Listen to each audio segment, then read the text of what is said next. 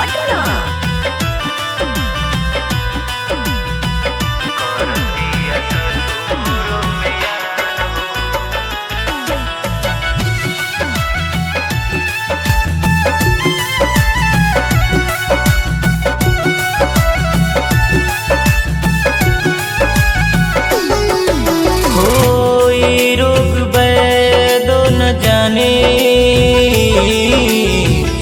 दर्द देला जवानी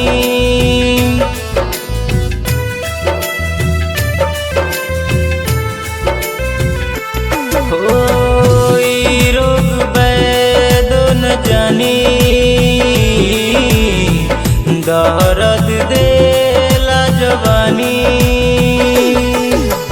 कबले आई खो जातानी करतनी इंतजार हो, रोवतिया पागली हमारो करतिया ससुर में याद हो। हे यार रोवतिया पागली हमारो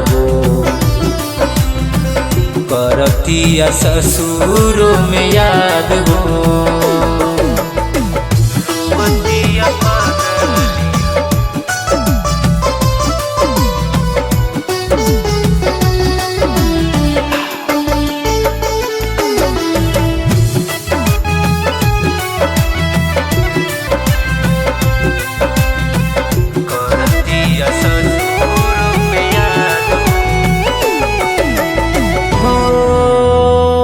कहेले मिले आवा न हमर दिलवा दुखावा, जानत तू सब कुछ बारा न हमके इतना रुलावा।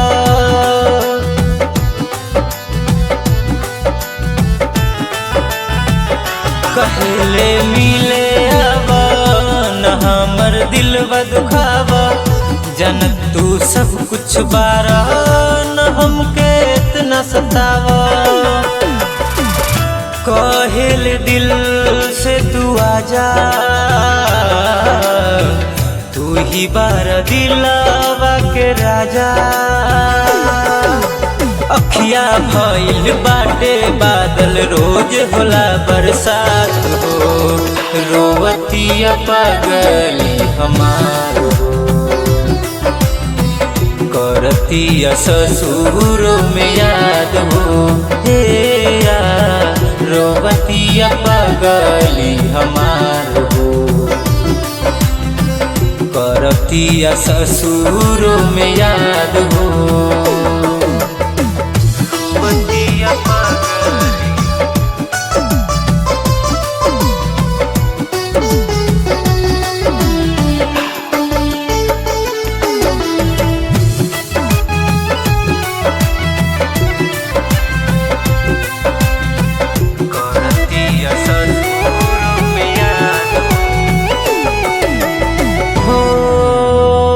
प्रियदर्शी राजा खातिर बिया तर पतुआ जो, राज धीरेंद्र से ना कहत बिया लाजो।